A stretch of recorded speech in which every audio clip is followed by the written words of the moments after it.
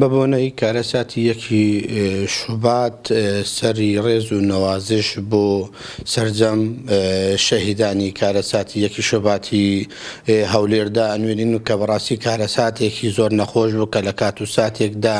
لە مەڵبەندی هەولێر یەکی نیشتمانی کوردستان و لەقی پارتی ئەنجام درا. بەداخواش ڕۆژێکی زۆر ناخۆش بوو، کارەساتێکی دڵتەزێم بوو کە کۆمەڵێک سەرکردا و کۆمەڵێک خەبات جێڕ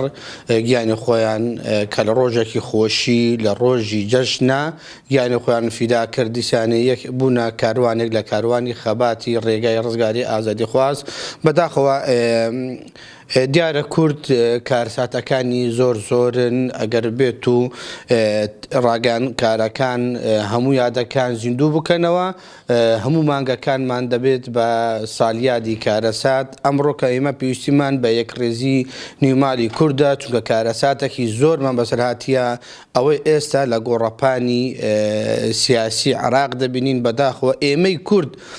بەرەو بەغدا دەچین و بە پیلی شیعە و سونەکان دەچین، نیومالی شیعە و سونەکان ڕێک دەخین کە لە دەستی ئەوان بە دەبابەی ئەوان خوێنی ئەو کارەساتانەی لە کوردستان ئەنجامی داوە، بەدەستی ئەوان بۆ ئەمڕۆکە ئێمە هانایان بۆ دەبین و نیومالی سونەمان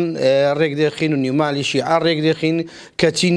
پەرتاوازەیەکی زۆر گەورە لە ناو مالی خۆمان، مالی کورد هەیە. ئەو کارەساتانەمانش هەمووی دیارە لە یاد کردی، ئەگەر لە یادمان نەکردبیتێن دوێنێ بوو کارەساتی شوبات